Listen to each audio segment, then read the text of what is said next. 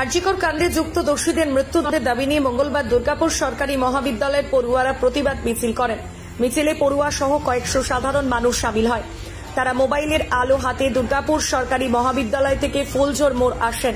প্রতিবাদ মিছিলে সামিল হয় মহাবিদ্যালয়ের অধ্যাপকরা। ফুলঝোর এলাকার বাসিন্দা সহ বিধান স্মৃতি মঞ্চের সদস্যরা, এছাড়াও শিক্ষক ও চিকিৎসকরাও সামিল হয়। তৃণমূল ছাত্র নেতা শুভজ্যোতি মজুমদার জানান, দোষীদের মৃত্যুদণ্ড ঘোষণা করতে হবে। এই পৈশাচিক ঘটনাকে সামনে রেখে ঢাল করে যে ধরনের নোংরা রাজনীতি সমগ্র দেশে ও রাজ্যে চলছে, সেই রাজনীতিও বন্ধ করতে হবে। আজকে আরজিকর হসপিটালে যে ডাক্তার মৃত্যুর মতো একটা পৈশাচিক ঘটনা ঘটেছে, তার প্রতিবাদে সমগ্র রাজ্য সমগ্র দেশে আজকে প্রতিবাদ আন্দোলন চলছে, যেটা চলাই উচিত। আমরা সেই প্রতিবাদে সামিল হয়েছি।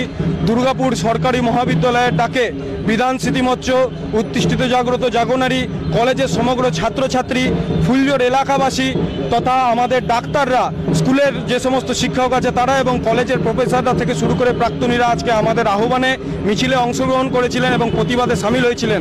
আমাদের এই প্রতিবাদ মূলত যারা দোষী তাদেরকে মৃত্যুদণ্ড ঘোষণা করতে হবে, তাদের শাস্তি দিতে হবে এবং এই পৈশাচিক ঘটনাকে সামনে ঢাল করে যে ধরনের নোংরা রাজনীতি সমগ্র রাজ্য এবং দেশে চলছে, সেই রাজনীতিকেও বন্ধ করতে হবে।